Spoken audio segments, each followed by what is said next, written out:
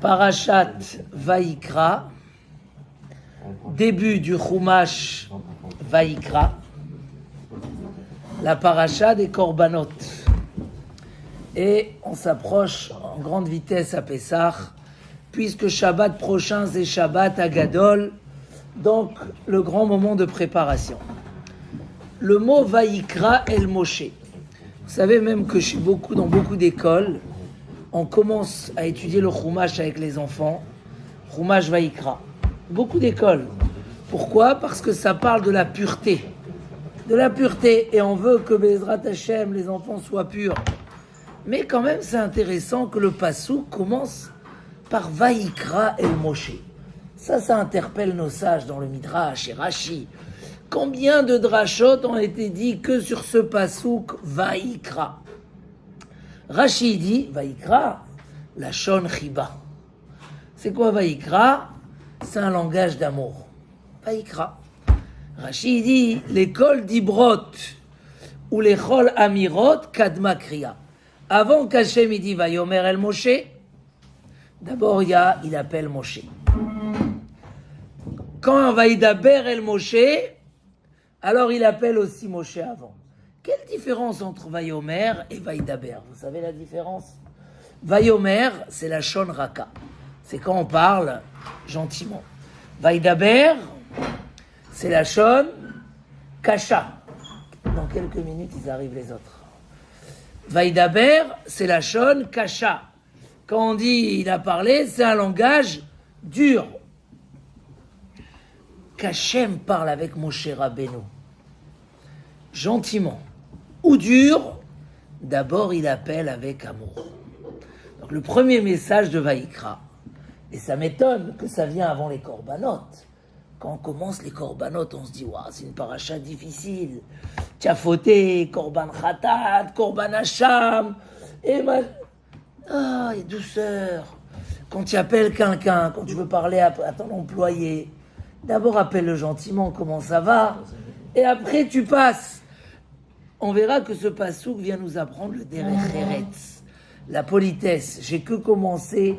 Combien de drachot il y a dans le mot, sur le mot Vayikra. Et il a appelé. Première dracha, Hachem il a appelé en douceur, Riba. Gentiment. C'est pas tu prends le téléphone, allô, pourquoi tu m'as machin, faut la shon Riba, la shon Chavivut. Rashi dit que Moshe Rabbeinu était un ave. De l'autre côté, Moshe Rabbeinu était modeste. Vous avez vu que Vayikra, il y a un petit Aleph. Vous savez pourquoi ce petit Aleph ? Il était humble.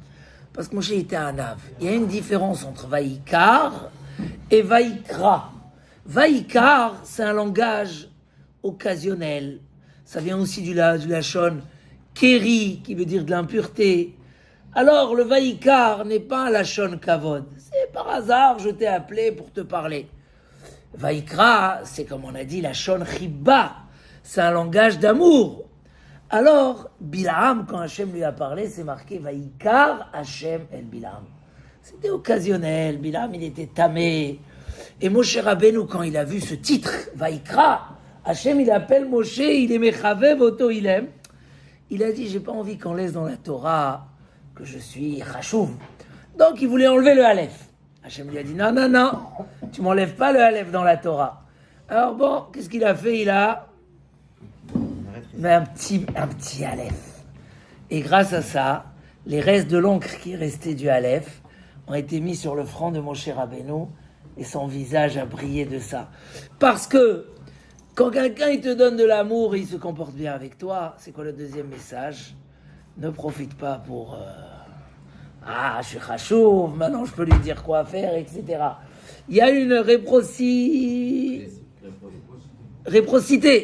Si moi je suis mechavé votre toi aussi tu dois me rendre. Donc créer, surtout dans le couple, cette réciprocité où moi je suis mechabed Vayikra et toi tu me réponds la shon kavod. Mais c'est pas terminé.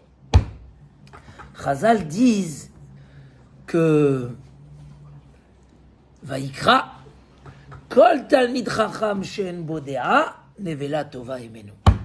Même un talmid chacham, quand je dis même, quelqu'un de Torah, À plus forte raison, celui qui n'est pas Talmid Chacham, qui n'a pas de déa, qui n'a pas de sechel, qui n'a pas de finesse d'esprit, de prudence, alors même un cadavre est mieux que lui.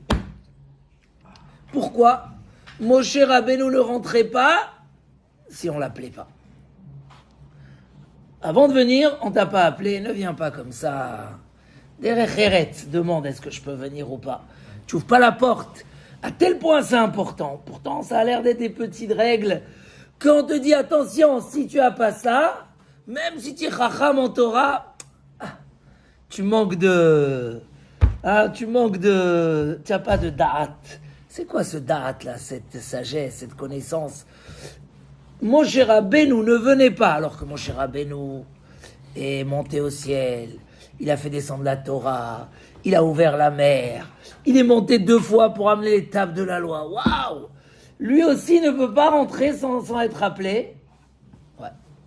Il avait justement, combien qu'on est plus sage, on comprend les règles de finesse et de comportement. Et donc Moshe Rabbeinu ne venait pas tant qu'il n'y a pas Vayikra, tant qu'il n'a pas été appelé. Mazé, qu'est-ce qu'il y a de tellement important?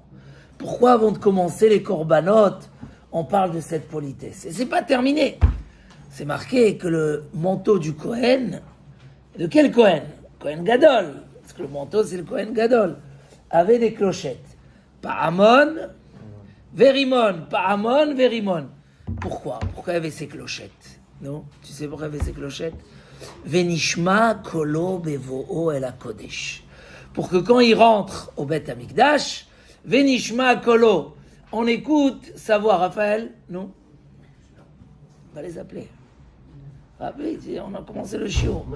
Venishma kolo, c'est quoi Venishma kolo? Il dit Chachamim, limedcha Torah derech eretz. La Torah est appris la politesse. Qu'avant de rentrer chez toi à la maison, tape à la porte. Préviens. Alors j'ai vu des gens comme ça qu'avant de rentrer chez eux, ils tapaient à la porte. C'est pas très courant. Mais, ouais. J'ai vu des gens, mais en fait, ne brusque pas. Aujourd'hui, c'est plus tellement taper à la porte, c'est prévenir. Je viens une demi-heure en retard, j'arrive à ce moment-là. Ne brusque pas.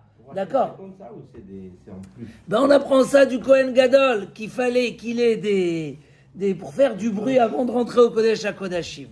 Mais la question qui se pose, j'ai entendu cette question il y a 2 semaines, mais ma Kesher, peut-être qu'avant de rentrer au Kodesh HaKodashim, fallait taper à la porte.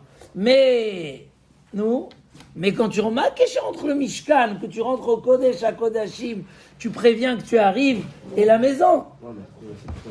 Donc pour essayer de comprendre un petit peu tout ça, mais déjà les messages sont forts. La Torah nous dit Kol Mishen Bodea. C'est quoi Kol Mishen Bodea? Rabbi Rucham, il parle un peu de ça dans son livre. Et il dit en fait, on voit le début de l'échelle de Rabbi Pinchas Ben Yair. Torah mevia l'idée zehirut. La Torah amène l'homme à être prudent. La Torah.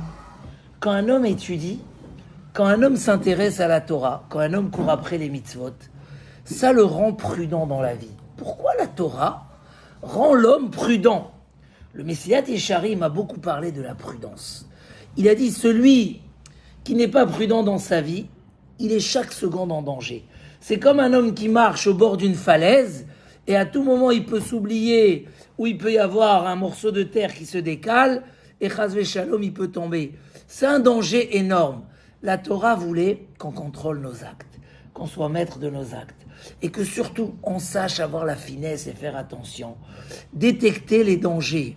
Nahon, aujourd'hui c'est un métier à part entière, des gens qui conseillent les sociétés, du danger, parce qu'un homme qui fait pas attention, chas v'shalom, il peut faire n'importe quoi. Et ça, c'est un message très important que la Torah veut. La Torah voulait qu'un homme fasse de sa vie une vie de grandeur. Chaque action est énorme. Regardez combien chaque action est énorme. Avant qu'on réponde aux questions. Rabbi aussi, c'est marqué à la fin de la paracha. Velo yada ve'Hashem. Venasa avono. Un homme qui ne sait pas qu'il a fauté. Et il a fauté. alors malheureusement il portera sa faute. Il vient Rabbi Yossi, il dit, si déjà un homme qui ne sait pas qu'il a fauté, il porte sa faute, alors quelqu'un qui sait qu'il a fauté, oh là là, combien il porte sa faute. Bon, c'est un message un peu dur. Mais après il dit, Rabbi Yossi à Glili Omer, regarde combien l'importance d'une petite mitzvah. Parce que Adam Arishon, il avait une mitzvah, il a fauté. En tout et pour tout, qu'est-ce qu'il a fait? Il a mangé de l'arbre.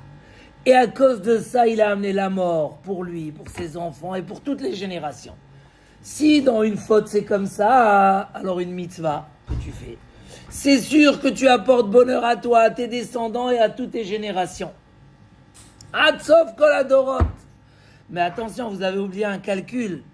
La mitzvah, elle est récompensée par rapport à la punition de la Havera. Combien de fois plus? Qui c'est qui connaît? Non, là tu exagères déjà. 500. 500 midat tova meruba mimidat pour anout chamesh meot pa'am. La midat tova, on la prend de notre chesed la halafim, etc. Que la midat tova est récompensée par rapport à la punition 500 fois. Donc si une avera a amené tellement de mal au monde, la faute de Adam Arishon, elle a amené la mort pour toutes les générations, combien une mitzvah amènerait de bonheur à l'homme, à ses descendants, à Tzov Kol Adorot, 500 fois plus. Ah, il continue là-bas, je ne vais pas citer les noms, Rabbi Lézer, il dit, moi je vais t'amener une autre rachat. Rabbi Akiva, il dit, tu sais, la Torah, elle dit que s'il y avait 2 témoins ou 3 témoins, et ils ont menti, qu'est-ce qu'on fait? On les punit. Mais le 3e, il sert à quoi? Et en plus, parce que dans la Torah, 2 témoins, c'est comme 100 témoins. Ah, le 3e témoin, il s'est associé à ceux qui ont fait du mal. Il payera le prix comme ceux qui ont fait du mal. Ou alors celui qui s'est associé à une mitzvah, même s'il ne sert à rien. Qu'est-ce qu'il recevra? Le même sachar comme celui qui a fait la mitzvah elle-même. Waouh, c'est énorme. Je me suis associé à vous, j'ai rien fait, mais je suis venu avec vous. Pour la Torah, quoi, tu t'es associé à une mitzvah? Tu n'as rien fait. Waouh, tu reçois une récompense comme si que c'est toi qui as fait la mitzvah. Incroyable. Ah, il continue encore. Je ne sais plus c'est qui le 4e avis là-bas. Toujours c'est sur la paracha. Un homme, il marchait dans la rue. Il a perdu 2 euros. Un pauvre, il est passé derrière lui. Il a ramassé les 2 euros. Qu'est-ce qui se passe à ce moment-là? Hachem, il le considère comme si qu'il a donné de la tzedaka. Il a eu de la chance. Il n'a rien fait. Mais sauf de ton argent, il y a un pauvre qui a pu manger. Waouh, combien Hachem, il compte les actions d'un homme, c'est énorme. Ou maintenant, je reviens au début de la paracha, et je comprends pourquoi nos chachamim du mot Vaïkra, le mot Vaïkra, ils ont fait tellement des questions, comment il faut être prudent, etc. Comment vient une faute Béchogeg? J'ai oublié que c'était Shabbat, j'ai appuyé sur l'interrupteur, j'ai allumé la lumière. J'ai oublié, qu'est-ce que tu veux de moi? Aujourd'hui, dans la vie, on va considérer que c'est pas de ma faute. C'est pas tellement vrai. Parce que si tu n'as pas fait exprès, tu as appuyé l'accélérateur un peu plus fort, tu peux pas dire à la police, ouais, j'ai pas fait exprès. Des fois, on fait pas exprès, on est comme ça, on est aujourd'hui, on fait 10 choses en même temps quand les voitures, elles roulent tout seules. Tu n'as pas vu le feu rouge, tu peux pas dire j'ai pas vu, tu es responsable. Donc, oui, quand on fait pas exprès, mais quand même, est-ce qu'on peut pas juger positivement? Il dit le Maharal mi Prague, le shogeg, quand tu fais pas exprès, tu es quand même responsable. Pourquoi? C'est un résultat d'un manque de prudence générale. Pas d'un manque de prudence, c'est que tu n'as pas donné la considération aux choses comme il fallait. On a amené à la fin la considération qu'il faut donner à chaque mitzvah. Un homme, il va me dire, moi, après Pessah, j'ai oublié mon panier de Pessah. Stam, j'avais ça en tant que parabole. Ça arrive, parce que des fois, moi, je peux pas distribuer par rapport à ceux qui ont levé le doigt. Shabbat 2, 4, 6, moi, je sais pas, je crie pas Shabbat. Donc, je fais selon... j'ai oublié. Il dit, le Maharal, si tu as oublié, c'est que c'est pas très important chez toi. Quand quelque chose est important, tu te rappelles. Si quelqu'un, il a oublié sa montre, par hasard, c'était une Rolex, il a oublié sur la table, il a déjà monté dans la voiture, il a commencé à rouler. Il revient ou il revient pas? Il revient, c'est important. Il dit le Maharal, si un homme y tue sans faire exprès, il devait aller en ville d'exil des années. Ah, il n'a pas fait exprès. Si tu n'as pas fait exprès, c'est que la vie, elle n'est pas importante chez toi. Si la vie était importante, tu aurais revu, et quand tu fais tes travaux là sur le toit et qu'il y a une pierre qui tombe, tu aurais revu et revu encore une fois et tu aurais... Si c'est important et tu donnes considération à la chose, alors la chose, tu l'aurais pas fait. Il amène une preuve. Le Maharal de Prague, il amène à ça une preuve. C'est qu'on dit qu'il fallait faire beaucoup de villes de refuge pour le Hever Hayarden. C'est quoi le Hever Hayarden, hein? Où il y avait les Bnei Gad et Bnei Reuven à travers le Jourdain. Mais pourquoi? Parce qu'il y avait là-bas plein d'assassins. Oui, mais on ne reçoit pas les assassins qui ont tué Bémézid exprès. Donc c'est que les pas exprès. Comment on peut dire dans un endroit, il y a beaucoup de gens qui tuent pas exprès? Mais le pas exprès, il est égal partout. C'est un accident. Comment tu peux dire il y a plus d'accidents ici pour là-bas? Parce que l'accident, il vient quand les gens, ils font pas attention. Pas attention. Donc automatiquement, dans une ville où il y avait beaucoup d'assassins, même ceux qui n'étaient pas des assassins, la vie chez eux, elle n'était pas très importante. Donc automatiquement, qu'est-ce qui se passe? Il y a des résultats. Hein? Donc si on prend maintenant, on revient à notre sujet. La prudence est importante. On arrive à la fête de Pessah. Je dis, la fête de Pessah, c'est la naissance du peuple d'Israël. On nous demande d'apprendre la prudence. Comment nous demander qu'il n'y ait pas une poussière de Hametz dans notre manger? Comment tu peux gérer aussi minutieusement? Hein? Et comment m'a dit quelqu'un? Ma femme, oulala, elle nettoyage, elle abuse. Alors je lui ai dit que le Rav Chaim Ibris qui dit qu'il faut les laisser abuser. Pourquoi? Vu que c'est même une miette, si on suit les hommes et on est un peu global, général, il dit c'est sûr qu'on va manger une miette de Hametz à Pessah. Donc c'est bien que les femmes, le fait qu'elles sont... Parce que quand tu mets de l'importance à la chose, il y a de la prudence. Et quand il y a de la prudence, l'erreur ne vient pas. Ça, c'est le secret de notre paracha. Les nettoyages, la naissance, on veut nous apprendre les bonnes valeurs. Donc à Pessah, la première chose, Ushmartem et à matzot. On a une mitzvah de surveiller les matzot, qui n'est pas le minimum. Un homme ne peut pas dire « Ah, j'ai mangé pas cachère, oh là là, j'ai pas... » Fallait faire attention, fallait te renseigner, fallait faire très attention, c'est très important. Alors, Ushmartem et matzot, gardez les matzot, fais attention, si tu es prudent. J'ai vu dans un livre comme ça, c'est une idée qu'on a parlé beaucoup de fois, mais la phrase, elle était belle. Celui qui est prudent dans la cacheroute, on le sauve des accidents de cacheroute. C'est-à-dire, il y a des accidents de cacheroute, malheureusement, mais celui qui fait très attention, alors dans le ciel, parce que déjà lui, il est tellement dans une prudence que son responsabilité, elle est à zéro. Si sa responsabilité, elle est à zéro, comment on va du ciel lui envoyer quelqu'un qui le fait fauter? Lui, il fait très attention. Donc, l'importance amène de la prudence. Et la prudence sauve la personne de l'erreur. Voilà la règle. C'est pour ça, c'est ça le da'at. Kol Talmid Chacham, on a dit, un Talmid Chacham qui n'a pas de da'at, même une Nevela est mieux que lui. C'est quoi ce da'at là? C'est comprendre la profondeur des choses. Comprendre, ne pas faire les choses sans comprendre leur importance. Parce que s'il n'a pas ça, et donc qu'est-ce qu'il fait? Il rentre sans demander la permission. Il n'a pas compris l'importance du Ohel Moed. Il n'a pas compris l'importance de ce que sa femme elle est fait à la maison avec les enfants quand lui il est au travail encore. Il arrive, il brusque. Derech Eretz. Le Derech Eretz, c'est pas que de la politesse, c'est presque même pas de la politesse. C'est de la grandeur d'esprit. Donc c'est pour ça que dans la paracha des Korbanot, on commence à nous apprendre aussi la prudence et le respect qu'il faut avoir vis-à-vis du Mishkan et vis-à-vis des autres, de comment on se comporte avec la Kedusha. Hein? Comment on se comporte avec la Kedusha. Tu rentres à la maison, il faut taper à la porte. C'est pas une halakha que je dis, hein. C'est un exemple de comportement. Oui, mais là-bas, c'était dans le Mishkan.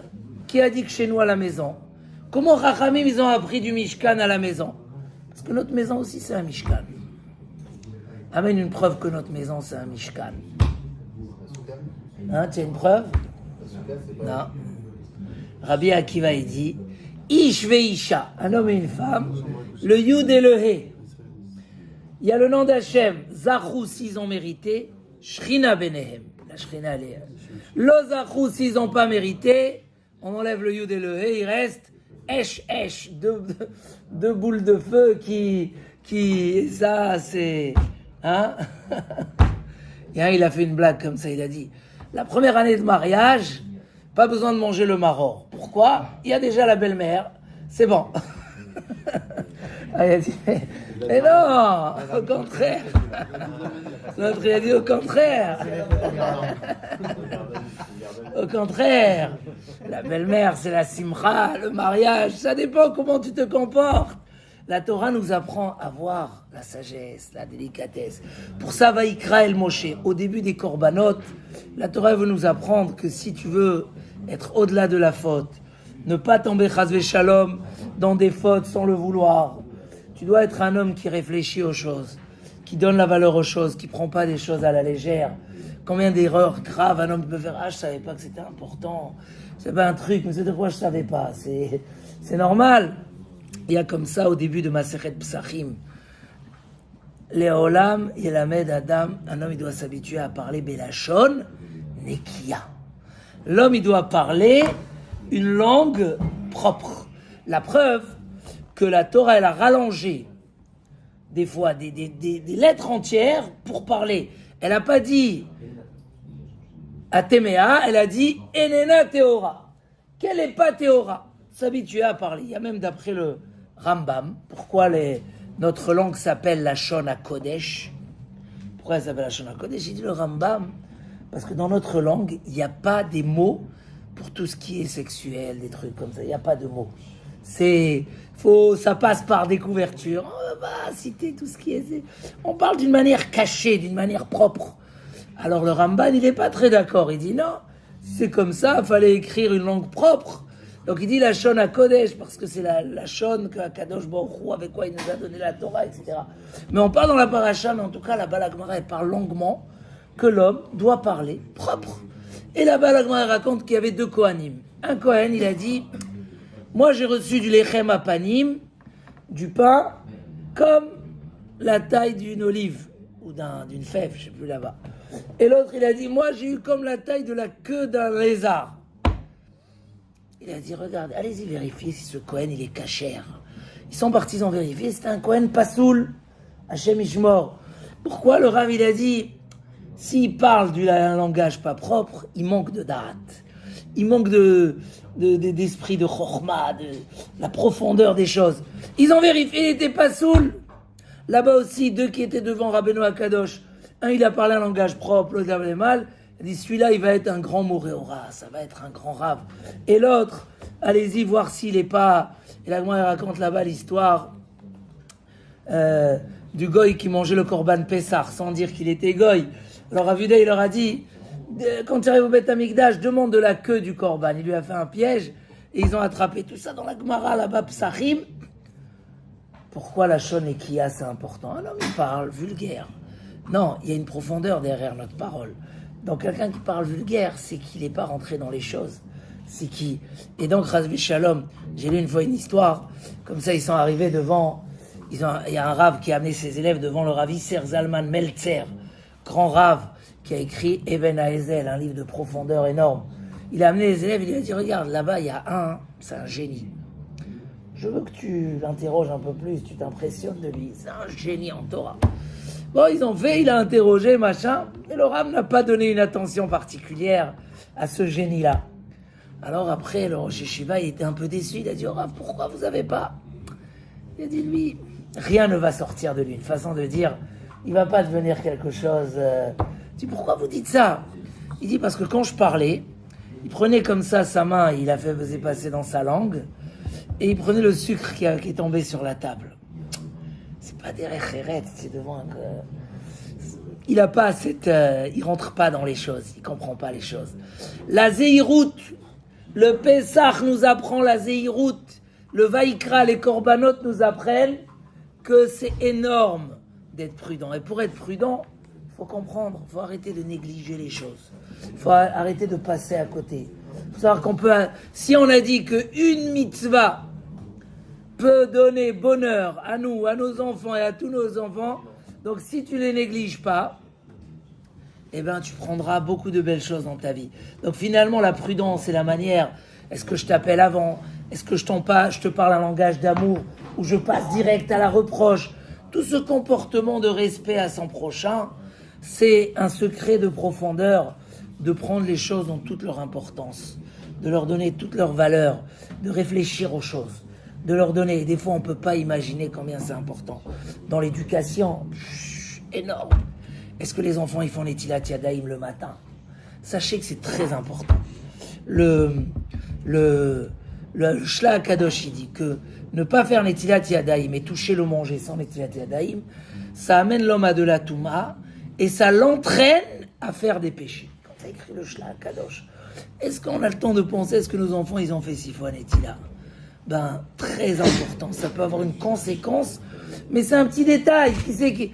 Pensez aux détails avec les enfants. C'est très important. Dans le Shalom Bayit. L'attention, je vous ai dit, la pyramide de Maslow. Les grandes lignes de la pyramide, on les a plus aujourd'hui. Une femme, elle n'a pas besoin, elle peut se débrouiller. Qu'est-ce qui reste dans la pyramide? Les petites lignes en haut qui raccordent le bout de la pyramide. L'attention, comment tu lui parles, comment tu la considères. Des petites choses. L'attention, c'est pas le sac Chanel. C'est pas ça. C'est la gentillesse, l'amour. Les gentils mots, sentir quand elle est en train de craquer. Et là, être présent. Parce qu'elle est en train de craquer, parce qu'elle a besoin de toi. Peut-être que ta femme, elle est magnifique et te laisse faire tout ce que tu veux. Mais si le jour où elle a vraiment besoin de toi, là, tu profites et tu dis « Non, je peux pas !» Alors, tout ce qu'elle t'a laissé faire, elle commence à remettre en question. Quoi? Je le laisse tout faire et au final, quand j'ai besoin, il n'est pas là. Ouais, c'est très, très grave. Ou quand l'autre, il est en difficulté. Là, je dirais peut-être plus aux femmes, parce qu'il y a aussi beaucoup de femmes qui écoutent le shiur. Quand ton mari, il est en difficulté, c'est pas le moment des reproches maintenant. Vaïkra el Moshe, la Shon Chiba. C'est pas le moment maintenant de dire « Attends, Maria, je t'avais dit. Maintenant, il est pas bien. » La gentillesse. On verra les discussions après. Tout ce message qui est marqué dans un mot. Vaïkra, tu l'as appelé avant de lui parler. C'est-à-dire tu l'as appelé, tu l'as pas pris comme un chien. Viens ici, toi, je sais quoi ça. Non, Vaïkra, la Shon Chiba. Même quand c'était un dibour, la Shon Chiba. Avant de rentrer, préviens, fais. Les clochettes, j'arrive. Voilà, c'est des détails, mais qui valent tout le Shalom Bayit. Toute la prudence d'un homme, toutes ses actions, tous ces belles mitzvot qu'on a dit que de la faute, j'apprends la valeur de la mitzvah, fois 500. Donner d'importance aux choses, et bien, Ezrat Hashem, comme ça nos actions vont être de très grande valeur.